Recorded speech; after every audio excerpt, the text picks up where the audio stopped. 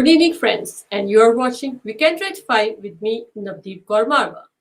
A look at the top headlines of the day. To begin with, some COVID-19 news. There have been 25 new cases of COVID-19 in the community today, including 8 confirmed cases of the Omicron variant. There have also been 50 new cases in managed isolation today, and 10 cases of COVID-19 are in hospital today.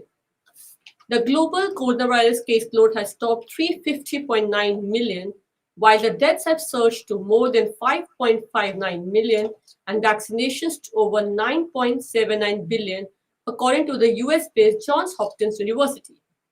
New Zealand has been moved to red from 11.59 29 Jan, and that is why the annual inflation is expected to rise to its highest level in the 3 decades.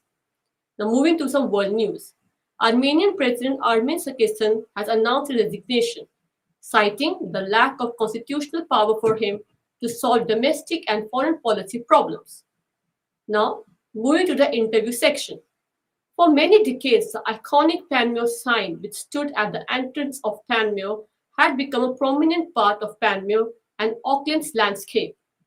The giant sign, which was built in 1990s, located in the now-demolished roundabout Panmure, was taken down in 2019 as part of Auckland Transport Auckland Manukau Eastern Transport Initiative Eastern Busway project.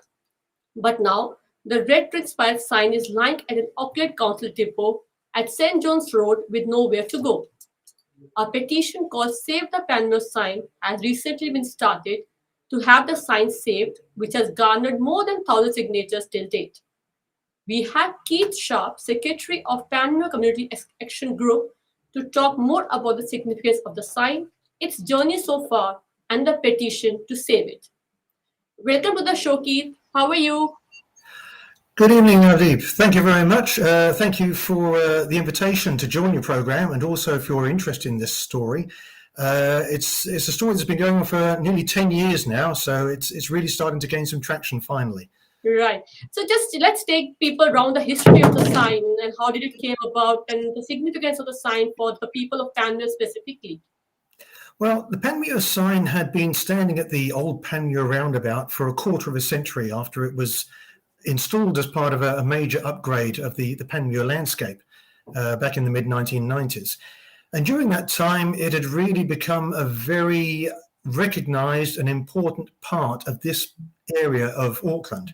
Anybody who came through the old Panmure Roundabout, and thousands did every day, knew the Panmure sign. And we also discovered quite recently that it's become very important to the younger generation in Panmure because they grew up with the sign. It was part of their lives in some cases, from before they were born. And it was really, it became a part of their identity, of their identification with the town of Panmure. Now, obviously, when the Amity Eastern Busway was planned to go through our town, the old Panmure Roundabout had to be demolished. That was unavoidable. Mm-hmm. But in doing that, they had to take the Panmure sign down at the same time. We were always led to believe by Auckland Transport and the planners that this would be temporary, and that when the new intersection was created for the new Eastern Busway, that the Panmure sign would be refurbished and returned to the new intersection. Okay. Gradually over time, we began to realise that they weren't going to do that, and we started asking some hard questions, and that's the point we're at now.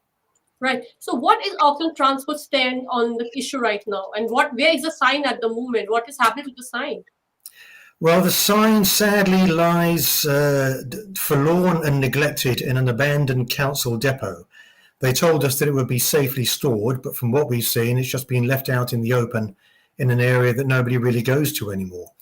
It's gathering dust, it's gathering cobwebs, and it really does look in a very sorry state. The other point is that the sign was damaged when Auckland Transport removed it from the roundabout.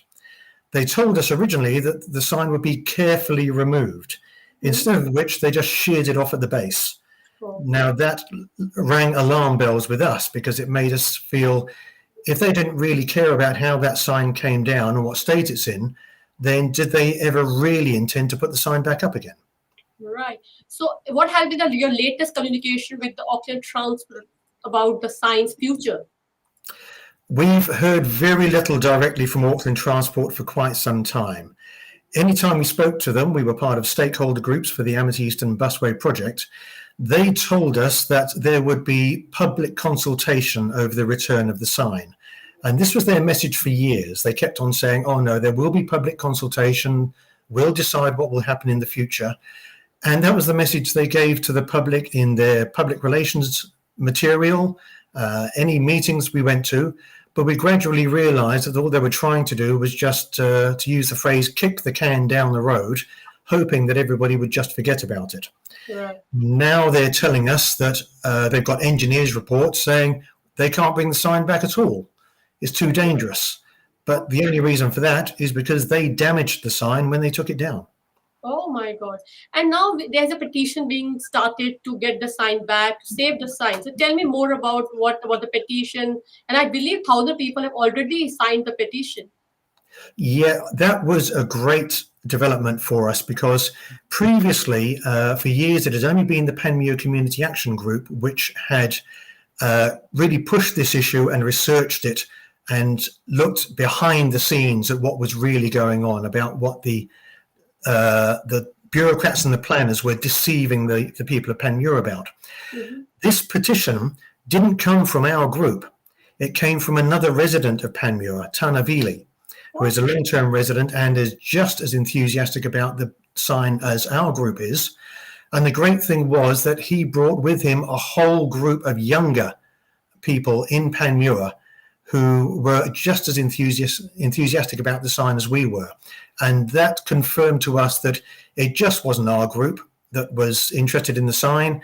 The petition now has more than 1,000 signatures in a week. That's a huge number for a town like Panmure. And the messages we're getting from the people who have signed that petition, and also getting from Tana, who started the petition in the first place, was that everyone wants the sign back in Panmure. Right. So now after this petition, what you people are asking the Auckland Transport to do? We're asking them to come clean with the Panmure community, tell the Panmure community the real reasons they removed the sign from the plans for the new intersection, what was behind that, and why they didn't look after the sign as they promised to do. Because we have found paperwork in the files that suggests that the Auckland transport planners and also the local board were making decisions behind closed doors to make sure the sign never came back to Panmure. Now we want Auckland Transport and the politicians to tell the people of Panmure what they've really been up to and to tell us what they intend to do with the sign, because it is still in their care and it's still their responsibility to bring that sign back. I believe that, I was doing the story on the sign. I do believe that there is a dispute going on between the local board and the Auckland Transport as well about ownership of the sign. Like, they're still not confirmed as to who wants to take the ownership. It's like abandoned. Yes, that's been another facet to this whole story.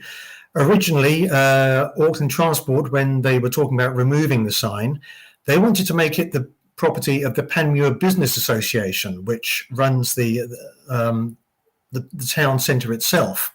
Mm-hmm. The Panmure Business Association came back to them and said, we don't have a budget for it. This is still Auckland Transport's property.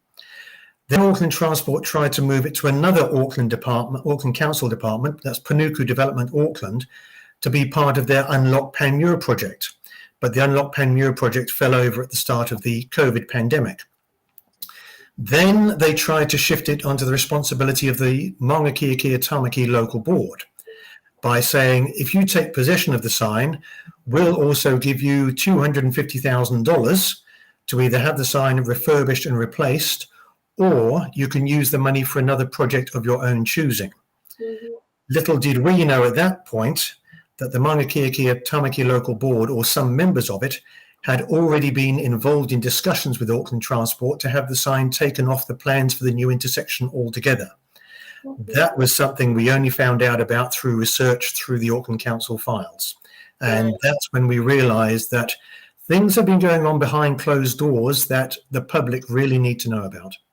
Right. Right. And I think, tell me, if I talk personally about you, what does the sign signify to you and to the people that you know? What is the significance of the sign for the community of Panmure? Well, I think it's the fact that the sign said Panmure to everybody who passed through this area. It was proud, it was innovative, there's unique as well. There's no other sign like it in this area. And anybody who came through the Panmure area throughout the existence of the sign, they recognized it straight away. It became one of those recognizable town symbols in the entire area of Auckland City. Once people got used to it, became accustomed to it, then we felt, okay, this is now part of Panmure's history. Like any other part of Old Panmure, the longer it stays there, the more historic it becomes. And things only gain that kind of recognition when they've been around for a long time. Right. Now, my last question would be that I'm hoping that the sign gets the future that it deserves and doesn't keep lying there. So what is your next plan of action? Well, the next plan of action is to join with Tanavili and to take the petition to Auckland Transport and also to the Maungakiekie Tamaki Local Board, put it on the table and say, we know everything that's been going on now to do with this sign. We've got all the documentation. We know the background story to it. Here is the proof that the majority of people in Panmure want this sign back. And it's time for you to live up to the promises you made up to 10 years ago when all this started, that you would bring that sign back to Panmure. And now we're expecting Auckland Transport and the board to live up to those commitments, because so far they've shown every sign of trying to avoid them. Right. I hope you win the fight that you are on it and the Panmure gets its sign back. Thank you so much for your time, Keith. Really appreciate it. Thank you very much, Navdeep. The very best to you. Thank you. So that was Mr. Keith Sharp of Panmure Association telling us about the significance of the Panmure sign, why it was taken down, and how the people of Panmure want it back. Do share your views on the same on www.indianweekender.co.nz. Keep watching our website for all the latest.